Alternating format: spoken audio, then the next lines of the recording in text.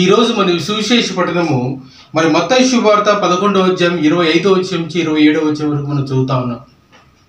మరి ఈరోజు యేసు ప్రభు మనకు ఒక మాట చెప్తా ఉన్నాడు, మీరు పసి బిడ్డల వల్లే రూపొందనే తప్పక అనేది యేసు ప్రభు ఇక్కడ చెప్తా ఉన్నాడు. దేవుడు మరి ఏ విధంగా మరి పసి బిడ్డలకు తన యొక్క రాజ్యం యొక్క రహస్యాలను తెలియజేస్తున్నాడు. కానీ మరి యేసు ప్రభు అక్కడ చెప్తా ఉన్నాడు, చిన్న బిడ్డల వలె మీరు అటువంటి మనస్తత్వం కలిగి ఉంటేనే పరలోక రాజ్యం యొక్క రహస్యములు మరి దేవుని రాజ్యం యొక్క మరి విస్తరణ ఆయన యొక్క వాక్య పరిచయం మీరు చేయగలుగుతారని మరి ఇక్కడ మనకు దేవుడు చెప్తా ఉన్నాడు. ఎంతో తగ్గింపుతనం కలిగి జీవించాలి, పాపం లేనటువంటి వాళ్ళంగా నిష్కల్మషంగా జీవించాలని మనకు ఇక్కడ దేవుడు చెప్తా ఉన్నాడు.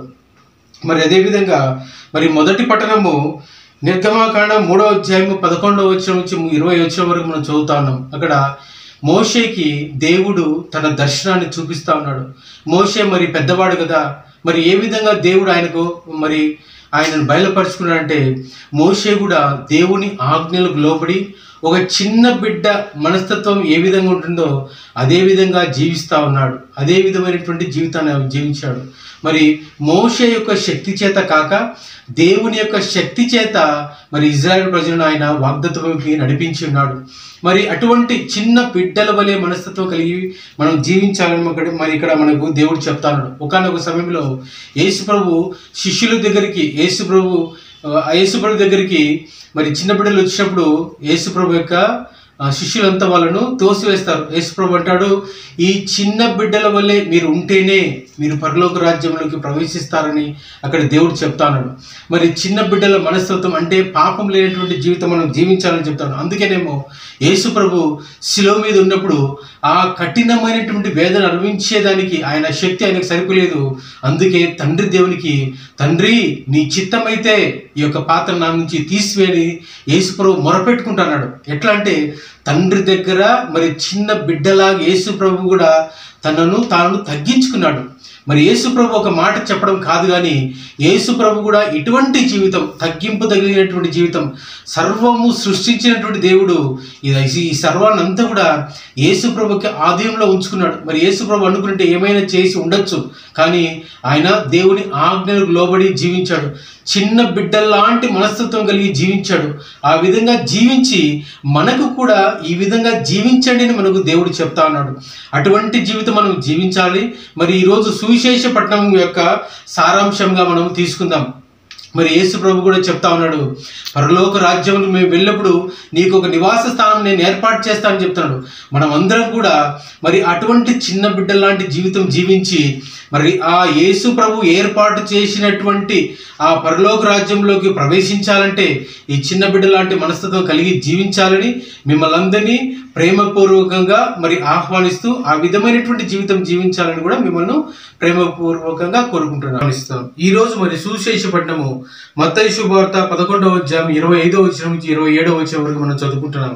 ఇక్కడ మరి దేవుడు చెప్తా ఉన్నాడు, పసి బిడ్డలకు బయలుపరిచితి అని ఇక్కడ దేవుడు చెప్తాడు. వివేకవంతులకు విజ్ఞానులకు కాకుండా పసి బిడ్డలకు, చిన్న బిడ్డలకు బయలుపరిచితి అని ఇక్కడ దేవుడు చెప్తా ఉన్నాడు. మరి ఎందుకు ఇక్కడ దేవుడు చిన్న బిడ్డల గురించి చెప్తా ఉన్నాడు అంటే, మరి మనం కూడా పసిబిడ్డల మనస్తత్వం కలిగి జీవించాలని దేవుడు చెప్తా ఉన్నాడు. ఒకవేళ పసిబిడ్డలు దేవుని రాజ్యంను స్థాపించగలుగుతారా? దేవుని యొక్క రాజ్యాన్ని విస్తరించడానికి ఆ వాక్య పరిచర్యలో పాల్గొంటారా? మరి పాల్గొనలేరు కదా. మరి దేవుడు ఏం చెప్తానంటే, పసిబిడ్డల మనస్తత్వం, నిష్కల్మషమైనటువంటి మనస్తత్వం కలిగి జీవించాలని ఇక్కడ దేవుడు మనకు చెప్తాడు. ఎటువంటి పాపము లేనటువంటి జీవితాన్ని మనం జీవించాలని ఇక్కడ దేవుడు చెప్తాడు. ఇదే పట్టణంలో మరి 11వ వచనంలో చెప్తున్నాడు, మిక్కిలి తక్కువైనటువంటి వారు దేవుని రాజ్యంలో ప్రవేశిస్తారని మరి దేవుడు చెప్తాడు కదా. మరి ఎటువంటి మనస్తత్వం కలిగి జీవించాలి, తక్కువ కలిగినటువంటి జీవితము మనము జీవించాలని మరి ఇక్కడ దేవుడు చెప్తాడు. అదేవిధంగా ఈరోజు మరి మొదటి పట్టణము నిర్గమాకాండం 3వ అధ్యాయం 1వ వచనం నుంచి 6వ వచనం, మరి 9వ వచనం నుంచి 12వ వచనంలో చూస్తే దేవుడు మోషేతో అక్కడ మాట్లాడినట్టు మనం చూస్తూ ఉన్నాం.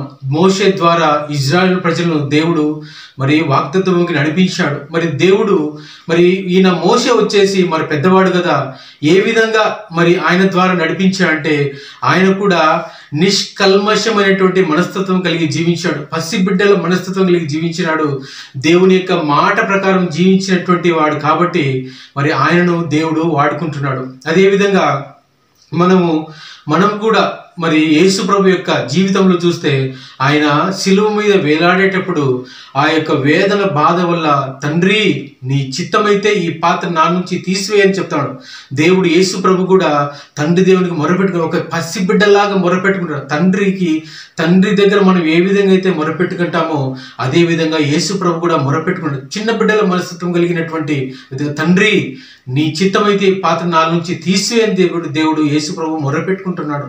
ఎటువంటి మనస్తత్వం కలిగి మనం జీవించాలా అని యేసు ప్రభు తన జీవితంలో అవన్నీ కూడా పాటించినాడు, నెరవేర్చినాడు. మనకు కూడా ఒక సాక్షిలాగా మాదిరిలాగా ఉంటున్నాడు. మరి అదేవిధంగా మనం కూడా అటువంటి జీవితం జీవించాలని దేవుడు కోరుకుంటున్నాడు. ఈరోజు చూస్తే మనము కార్మేల్ మాతా పండుగను జరుపుకుంటున్నాం. యెషయా గ్రంథము 35వ అధ్యాయం 2వ వచనంలో మనం చూస్తే అక్కడ కార్మేలు అనేటువంటి ఒక మాట వ్రాయబడి ఉన్నది.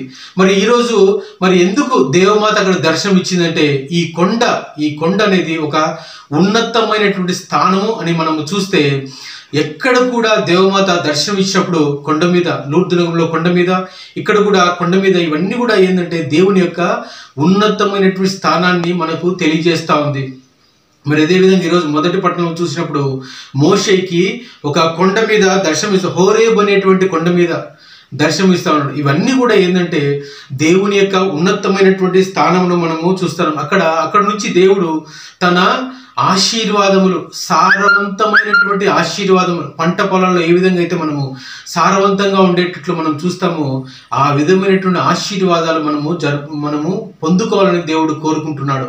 ఇటువంటి ఆశీర్వాదములన్నీ కూడా మనం పొందుకొని దేవుని యొక్క రాజ్యంలో చిన్న బిడ్డల మనస్తత్వం కలిగి జీవించి దేవుని యొక్క రాజ్యంలో మనం ప్రవేశించాలని దేవుడు నిన్ను నన్ను ఈరోజు కోరుకుంటాడు. అటువంటి మనస్తత్వం కలిగి జీవించాలని మిమ్మల్ని అందరినీ హృదయపూర్వకంగా ప్రార్థిస్తూ అర్థిస్తూ వేడుకుంటున్నాం. పితా పుత్ర పవిత్ర ఆత్మ నామమున ఆమేన్.